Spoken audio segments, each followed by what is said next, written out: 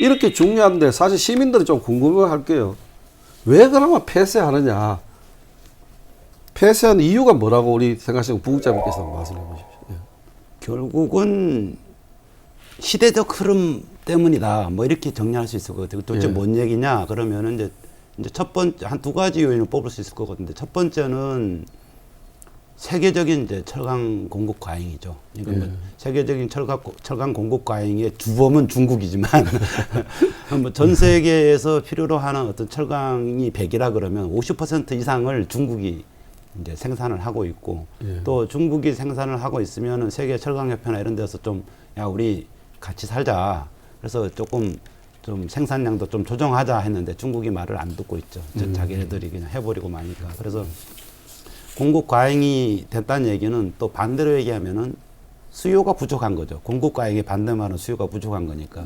그만큼 이제 세계 경제가 지금 성장하는 게 지금 코로나19 때문에 더더군다나 더 이제 그 세계적인 물류라든지 이런 것이 줄어드니까 조선 수요도 줄고 또 많이 움직이면서 장사를 안 하니까 자동차 수요도 줄고 그러니까 이제 철강을 쓰는 전방 산업이 잘 안 되니까 그 후방에 있는 기본적인 산업의 쌀의 생산에 대한 수요가 줄어드는 거니까 그래서 이제 포항 경제도 별로 또 안 좋은 거고 그런 거거든요. 그래서 결국은 이게 고로라는 게 우리가 제1고로 그러면 그렇게 역사성이 있고 되게 우리가 자랑스럽게 생각해야 되지만 어떻게 생각하면 중간에 보수는 했지만 결국은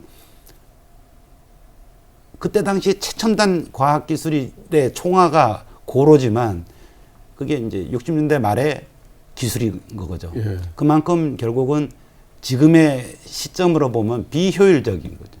이제 코스트에 대비해서 생산해가지고 쓸 수 있는 게 적다가 보니까 지금 파이넥스도 있고 뭐 이렇게 또 더더군다나 이제 포항에 있는 제철소는 대체적으로 과거의 기술 그리고 계속 이제 업데이트를 해오긴 했지만은 광양 제철소하고는 좀 틀리거든요. 뭐 보통 포항은 뭐 저기 다품종 소량 생산에 적합하고 뭐 광양은 소품종 대량 생산에 적합하다 이런 표현들을 많이 쓰잖아요. 근데 광양제철 같은 경우에는 애초부터 막 대량 생산을 중심으로 했기 때문에 어떤 조광이 나오는 어떤 생산 비용 측면에서 놓고 보면은 아무래도 광양 쪽이 로코스트가 되는 거고 그러다 보니까 지금 현재 세계 수요도 별로 안 좋고 이제 또 오래된 노후화된 설비고 아까 15년 수명 말씀하셨지만은 지금 최신 설비 같으면은 특별한 유지보수 비용이 안 들고도 그냥 계속 쇠물을 생산해가지고 이제 수요에 응답할 수가 있는데 1고로 같은 경우는 계속 뭐 하다 보면 여기 신경통 걸리고 저거 하다 보면 저기 삐거덕거리고 이렇게 하니까 이제 비용이 안 맞는 거죠.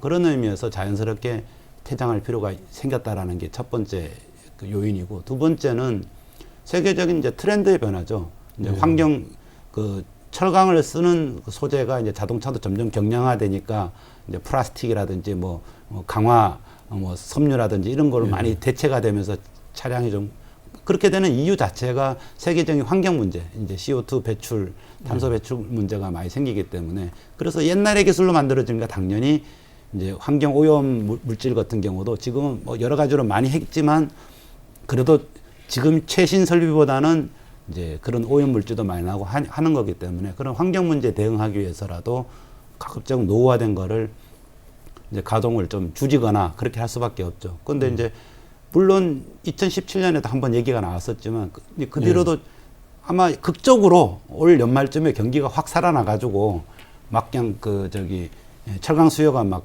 급격하게 늘어난다 그러면은 다시 올 그 연말 폐쇄 논의는 다시 또 몇 년간 또 연장이 될 가능성은 충분히 있거든요. 그런 의미에서 시대적 흐름 뭐 우리가 뭐 어느 보니까 호박 보니까 우리가 늙은 호박 그러는데 어느 식당에 갔더니 저는 늙어가는 게 아니라 서서히 익어가는 겁니다. 이렇게 써놨더라고요. 마찬가지로 이제 시대적 흐름 때문에 어쩔 수 없이 이제 뭐 폐쇄를 그 해당 기업에서 의사결정을 했다면 그렇게 할 수밖에 없지 않나 그런 생각은 듭니다. 공 교수님 뭐 시민들 궁금할 건데 왜 폐쇄한다고 생각합니까? 지금 뭐 부국장님 다 말씀하셨어. 예. 일고로 같은 경우는 그간 몇 번 문제도 좀 있었죠. 예. 그런 사용상의 문제도 있었고 뭐 이제 퇴역할 때가 된 거죠. 아까 제가 얘기했지만은 그 일본의 그 제철소에 있는 그 고로 같은 경우가 지금 세계 최장 30년을 썼다니까. 더 이상 쓴다는 거는 제가 봐서는 수리비라든지 사후 관리 비용이라든지 이런 부분이 더 많이 들어가는 것 같고, 철강 경기가 지금 좋아진다는 예상은 사실 하기 어렵거든요. 그래서 뭐 당연히 그런 어떤 경기 때문에 당연히 그거는 뭐 더 이상 쓰기가 어려운 상황이 아닌가. 지금 고로가 4개 있고 파이넥스가 3개인가 있죠. 고로 4개고 파이넥스는 몇 개인지 제가 정확히. 그러니까 이 아까 우리 부국장님 말씀하셨지만은 이제 어찌됐든 쇳물을 만들어내는 기술의 발달도 있고, 그래서 이제 뭐 퇴역의 시점은 왔다. 아마 경기가 좋아지더라도 저는 폐쇄될 가능성이 많다고 봅니다. 결국은 이제 수명이 다한 거다, 그죠? 그렇죠. 그러니까 이제 경제성하고 또 시대 흐름이 ESG 경영 때문에 또 탄소 중립 때문에 결국은 탄소 배출량이 많으면은 경제성이라든지 이런 게 이제 약해지니까 어쩔 수 없네, 그죠?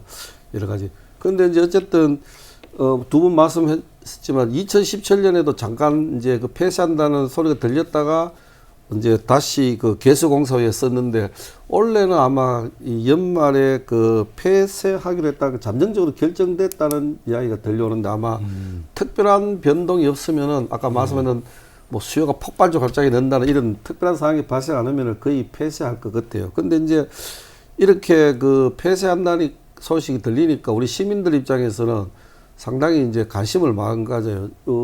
공매섭 생각나죠? 우리 부국잡 생각나죠? 옛날에 오거리에 우리 탑 있었죠? 예. 울산은 아직도 있더라고요. 공업탑이라든가. 포항은 이름이 뭔지 모르겠어요. 거기 흔적도 없어졌거나, 또 일부 시민들 이야기는 이제 어느 날 갑자기 포항 역사도 없어져 버리고, 이제 그런 일종의 트라우마일까. 이게 뭐 폐쇄된다니까 오늘 갑자기 없어지는 거 아니냐, 이러는 이제 우려도 하는 목소리도 있고, 또 시민들은 뭐 하면은 뭐 해체해서 보존해야 된다, 뭐 박물관을 활용해야 된다, 뭐 산업 관광 자원해야 된다, 벌써부터 다양한 의견이 나옵니다. 이게 다 아마 관심이 그만큼 있다는 이야기죠. 그래서